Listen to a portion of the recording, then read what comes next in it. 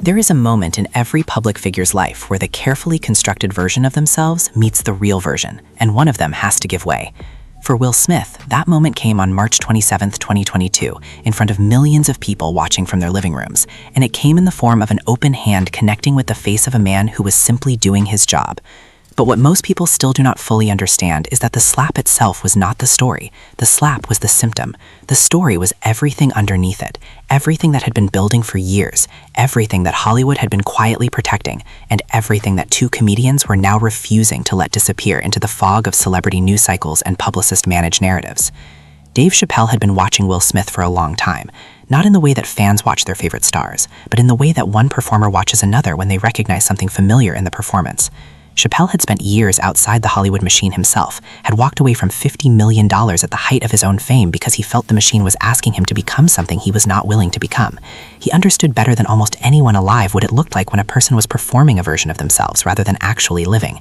And for years, watching Will Smith move through Hollywood with that megawatt smile and that perfectly calibrated charm, Chappelle had seen the performance for exactly what it was. Not because Will Smith was uniquely fake, but because the machine that produced him required that level of performance from everyone it elevated to that height. Cat Williams had been saying similar things for years from a very different vantage point. Where Chappelle had been industry royalty who chose exile, Williams had spent most of his career operating in the margins, never fully embraced by the same Hollywood infrastructure that had canonized Will Smith. He had been dismissed as erratic, written off as unreliable, dragged through tabloid stories that painted him as unstable, and largely ignored by the mainstream press whenever he said something that cut too close to the truth about how the entertainment industry actually operated. But Williams kept talking. He kept naming patterns. He kept pointing at things that powerful people preferred to keep in the shadows, and he did it with a specificity and a confidence that made the people he was talking about deeply uncomfortable. When the slap happened, both men were watching, and according to sources who were present in conversations that took place in the days and weeks that followed, what they saw was not just a celebrity having a bad night. What they saw was a confirmation of everything they had been separately observing for years, suddenly playing out in real time on the biggest stage in the entertainment world. Will Smith, the most polished product the Hollywood machine had ever produced, had cracked, and the crack had not revealed something surprising underneath. It had revealed something that both Chappelle and Williams had already known was there: the rage, the unresolved pain, the desperate need to perform strength in a moment when he felt profoundly weak, and the absolute certainty, whether conscious or not, that the institution surrounding him would protect him when it was over. That certainty was not misplaced. 40 minutes after the slap, the Academy gave Will Smith a standing ovation. They handed him the highest award in film. They let him stand at the podium and speak about love and God and destiny, while the man he had just struck was somewhere else in that building, trying to process what had happened to him. The message that sent was not subtle. It said that in Hollywood, there is a tier of celebrity that exists above consequence. It said that the right combination of box office numbers and industry relationships and carefully managed public image could insulate a person from accountability even when the entire world had just watched them commit assault on live television. It said, in short, that the machine protects its most valuable products. Chappelle understood that message immediately.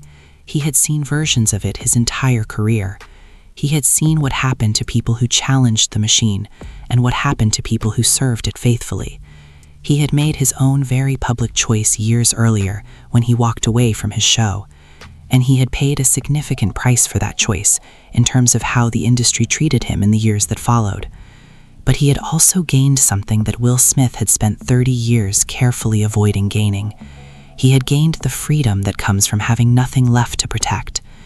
When you have already burned your bridges with the machine, when you have already demonstrated that you will not be managed or controlled, when the industry has already decided you are difficult and unpredictable, there is very little left that anyone can threaten you with. Williams operated from a similar position, though he had arrived there through a different path. His outsider status had never been a choice the way Chappelle's had been. He had been pushed to the margins rather than walking there voluntarily, but the result was similar. He had nothing to lose by telling the truth. He had no carefully constructed industry relationships to protect, no upcoming projects that required the goodwill of the same people he was criticizing, no publicist calling him before interviews to remind him which topics were off limits. He was free in the way that only people who have been excluded from a system can be free, which is to say he was free from the fear of losing something he had never been fully allowed to have. The night that sources describe as the turning point came several months after the slap, when Chappelle and Williams were both at an event in Los Angeles where Will Smith's name came up in conversation among a group of industry insiders. The details of what was said in that room are still emerging, but multiple people present have described a moment where Chappelle said something that stopped the conversation cold. He reportedly said that Will Smith's problem was not that he had shown his real face for a moment. His problem was that he was already reaching for the mask again. And Williams, according to those present, agreed. He said that the machine was already working, that the same infrastructure that had protected Will Smith on Oscar night was now quietly organizing itself around his rehabilitation, deciding in advance which interviews he would give and which ones he would not, which topics would be addressed and in what carefully managed way, and which parts of the story would be allowed to fade from public consciousness. Both men had seen this process before. They had watched other celebrities move through the rehabilitation cycle, emerging on the other side with their brands intact and their accountability safely managed into oblivion. They had watched apology videos and carefully orchestrated returns, and strategic philanthropic announcements, and all the other tools that the machine deploys when one of its products needs to be repaired. And they had watched audiences accept those repairs, watch the news cycle move on, watch the conversation shift, watch the moment of revelation get slowly buried under new content and new controversies, until the person at the center of it could once again walk into a room and receive the kind of welcome that suggested none of it had ever happened. They were not willing to let that happen this time. Not because of any personal animosity toward Will Smith as a human being, but because of what allowing it to happen would mean for everyone who had watched that slap and internalized its lesson. Because the lesson of the standing ovation was already spreading in ways that were becoming impossible to ignore, and 5 weeks after Oscar night, that lesson would be written in the most terrifying terms imaginable, when a man with a weapon rushed the stage at a comedy show and tackled Dave Chappelle to the ground in front of thousands of people, proving that the invisible fence that had always separated performers from the audience had not just been damaged on Oscar night, it had been destroyed completely.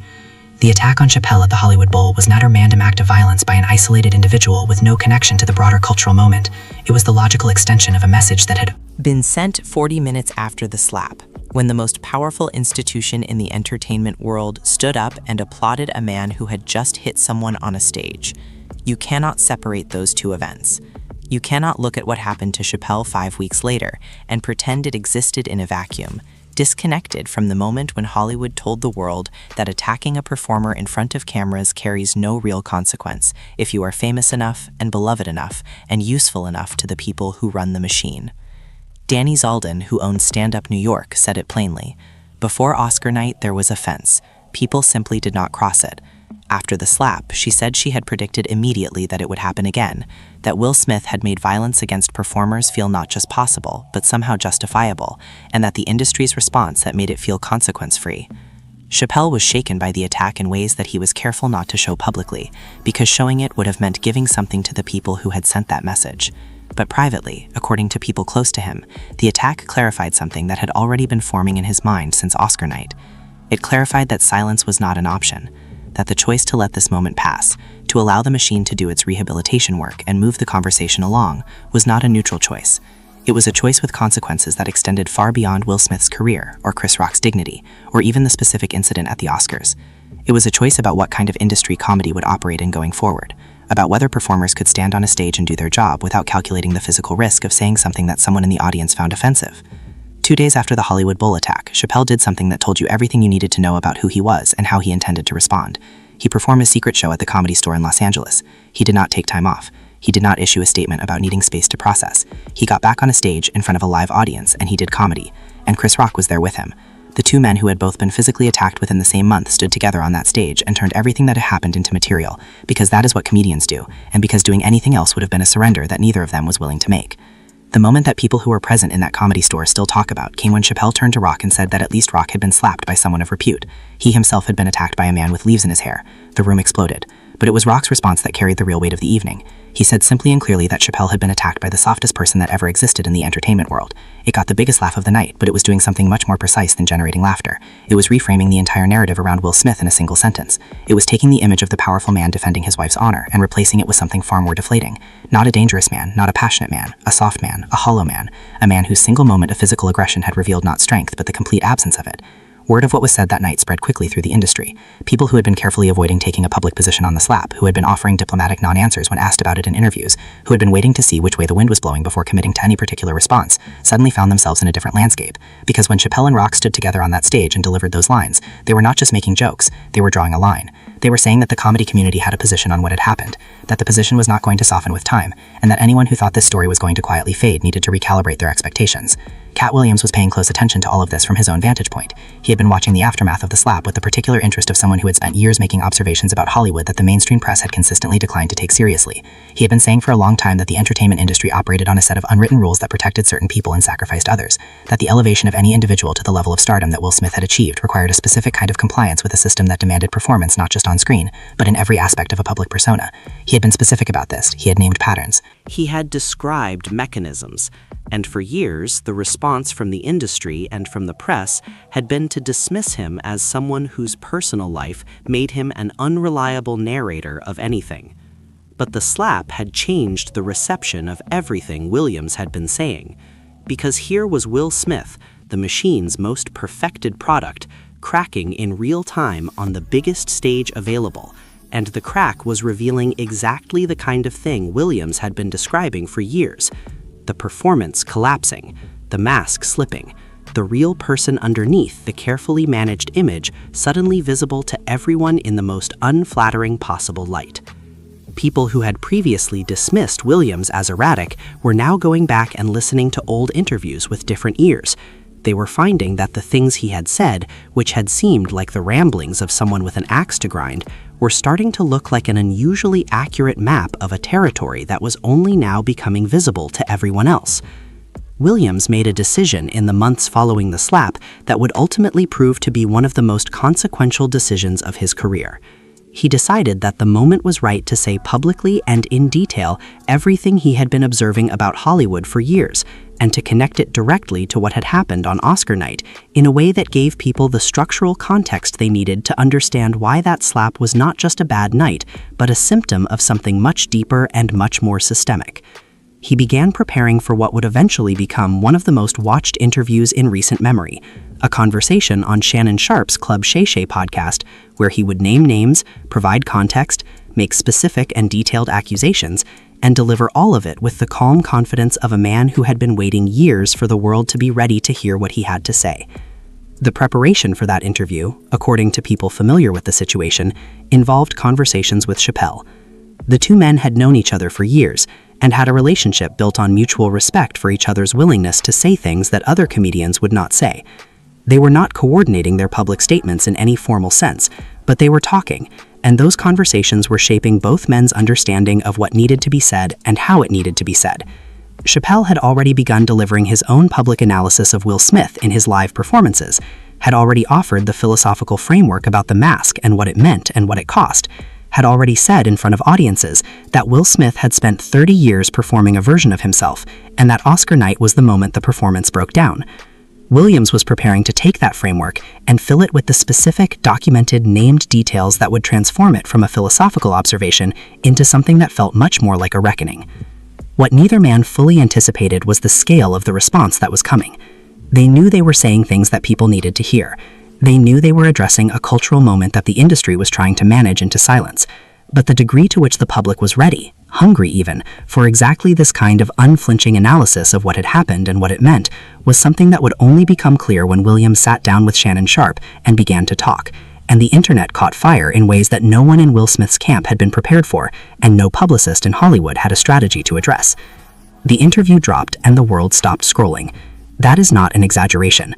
Within hours of Cat Williams sitting down with Shannon Sharpe on Club Shay Shay, the clip count was climbing in ways that the platform had rarely seen for a non-music, non-sports piece of content. People were not just watching it, they were sending it to their friends with messages that said things like, "You need to see this right now," and "I cannot believe he actually said that out loud."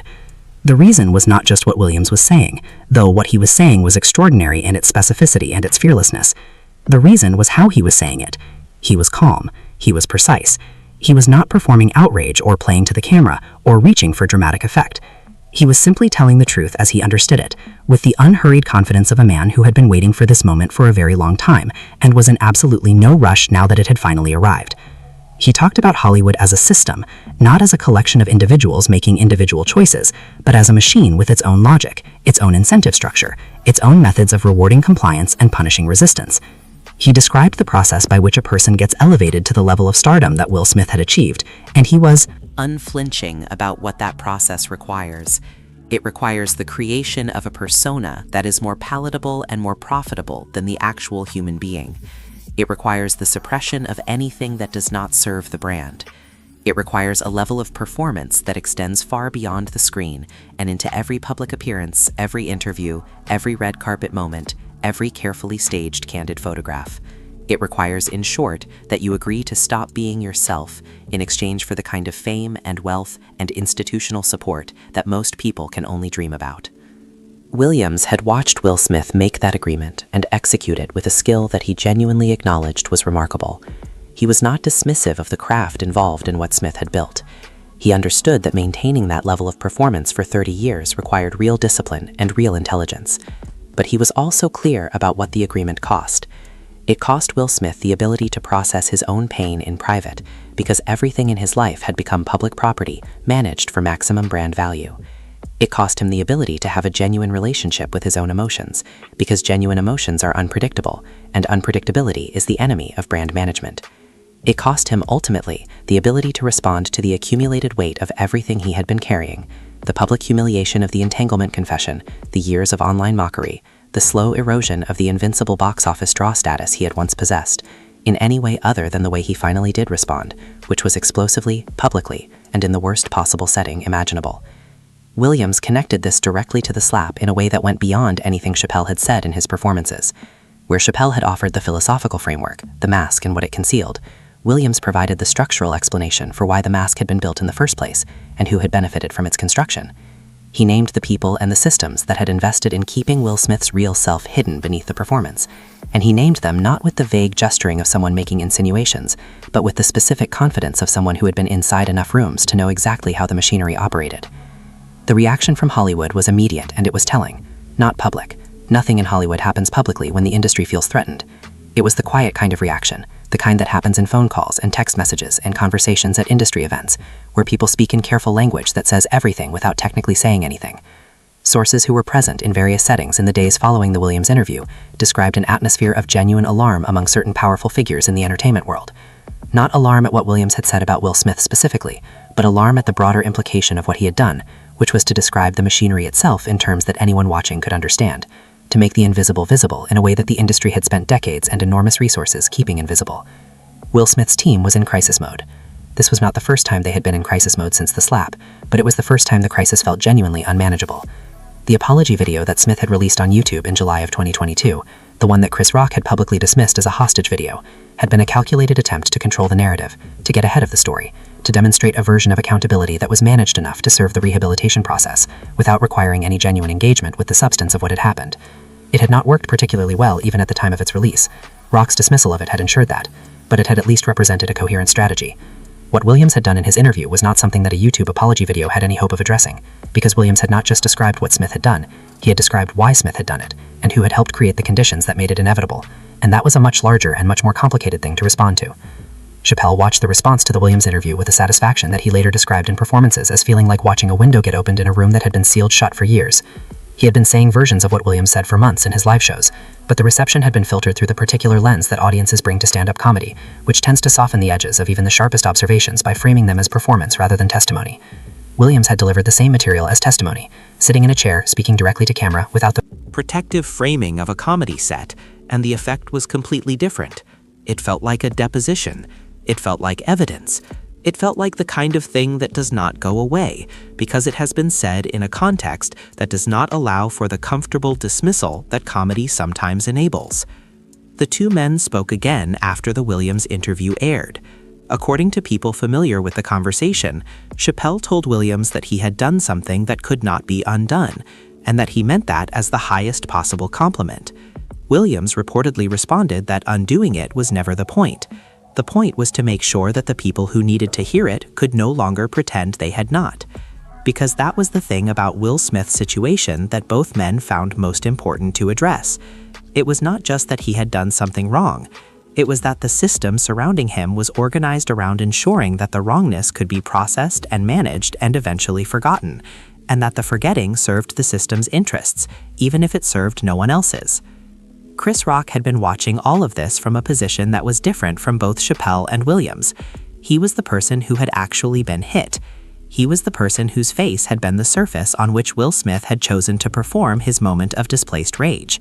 And he had been largely silent in public since the night it happened, not because he had nothing to say, but because he was a comedian, and he understood that the right way to say it was on a stage, in a set, in front of an audience, in the context where he had always been most himself and most powerful. He was working, he was preparing, and what he was preparing was going to be the most precisely crafted and most personally devastating response to the slap that anyone had yet delivered. A response that would take everything Chappelle had said philosophically and everything Williams had said structurally, and grounded in the specific, physical, personal reality of what it had actually felt like to be the man standing at that microphone when Will Smith's hand connected with his face. The world would not have to wait much longer to hear it. Chris Rock was almost ready, and when he finally stepped onto that stage in Baltimore and the Netflix cameras began rolling, everything that had been building since Oscar night, every philosophical observation and structural critique and comedy club whisper and industry alarm bell, was about to find its most direct and its most human and its most unforgettable expression in the voice of the one person in this entire story who had earned the right to say exactly what he thought without anyone in the world being able to tell him he had gone too far. The lights came up at Baltimore's Hippodrome Theater on March 4, 2023, and Chris Rock walked onto that stage, to an audience that had been waiting nearly a year to find out what he was going to say. The energy in the room was unlike anything that a typical comedy show generates, because this was not a typical comedy show. Everyone in that building, and the millions who would watch it stream on Netflix in the hours and days that followed, understood that what they were about to witness was something more than a stand-up set. It was a reckoning. It was the moment when the person at the center of the most talked-about incident in recent entertainment history was finally going to speak on his own terms, in his own language, on his own stage, without a publicist in his ear or a carefully prepared statement in his hand, or any of the other machinery of celebrity crisis management anywhere near him. He spent the first 50 minutes not going there. He talked about other things. He covered woke culture with the kind of surgical precision that had always been his trademark. He talked about the Kardashians. He talked about Meghan Markle. He talked about alopecia itself, the condition that Jada Pinkett Smith had publicly discussed and that had been at the center of the joke that preceded the slap, and he talked about it in a way that was both funny and pointed, and that made very clear he had spent a lot of time thinking about every single dimension of what had happened that night. The audience laughed and applauded and waited, because everyone in that room could feel what was coming, could sense it building underneath the surface of everything he was saying, like pressure accumulating behind a wall that everyone knew was eventually going to give way. And then with 10 minutes left, it gave way. He said the slap still hurt.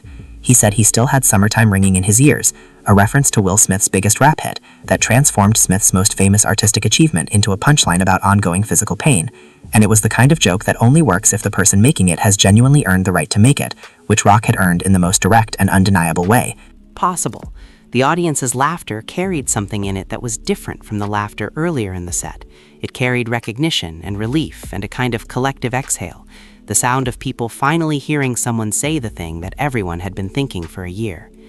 He established the physical reality of the situation with a calm and a clarity that was more devastating than any amount of outrage could have been.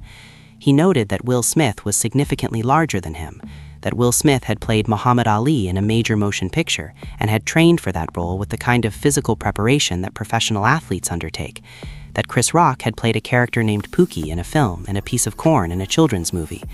He was not performing victimhood. He was not asking for sympathy. He was simply laying out the facts of what had actually happened in physical terms. And the facts were that this had not been a confrontation between equals, and everyone watching had known that from the moment it occurred.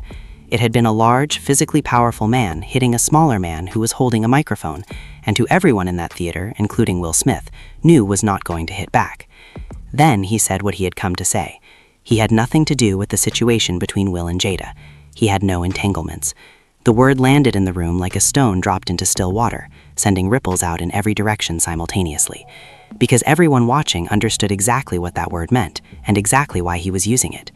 Jada Pinkett Smith had used that word herself, in public, on her own platform, to describe her relationship with singer August Alsina, a relationship that she had chosen to discuss publicly in a way that had exposed her husband to a level of public humiliation that went far beyond anything a joke about a haircut could have ever approached.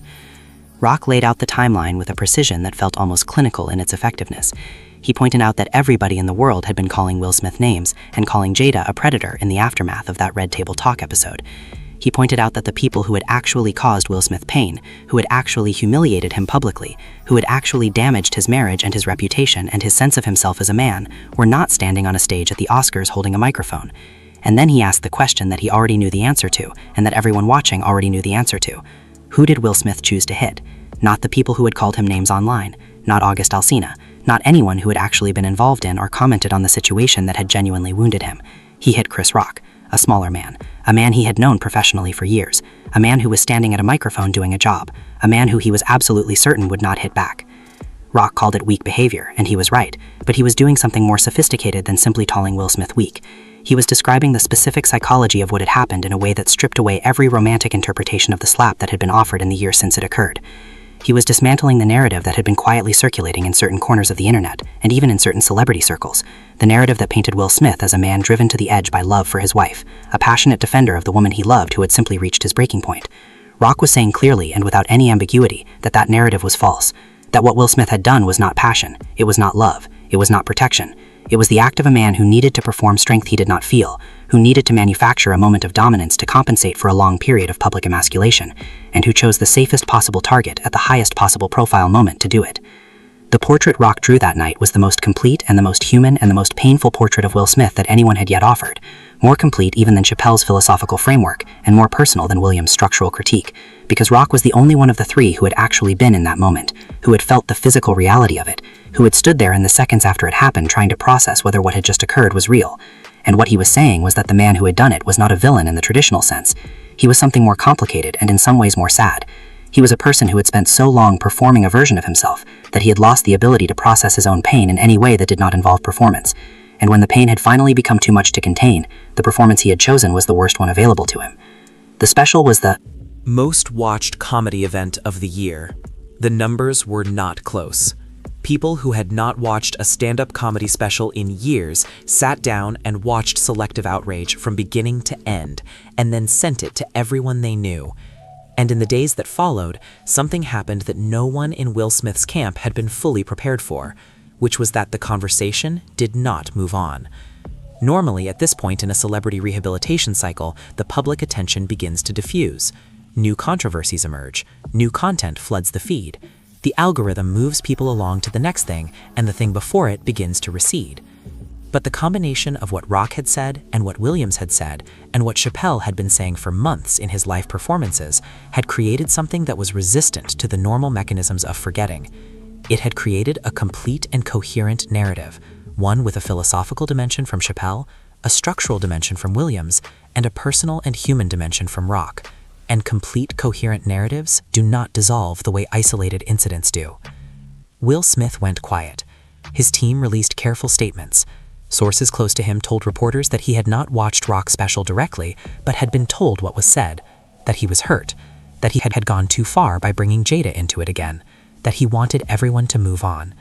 The irony of Will Smith wanting Chris Rock to move on from being hit by Will Smith was not lost on anyone paying attention. And the YouTube apology video that he had released the previous year, the one Rock had dismissed as a hostage video, began to circulate again in the new context created by the special, and it looked even more like what Rock had called it the second time around than it had the first time. The Academy's 10-year ban was still in effect. Projects that had been associated with his name had quietly moved in other directions. Emancipation, the slavery drama that was supposed to demonstrate his range and his seriousness as an actor, had been released into a world where audiences, as Rock noted in his special,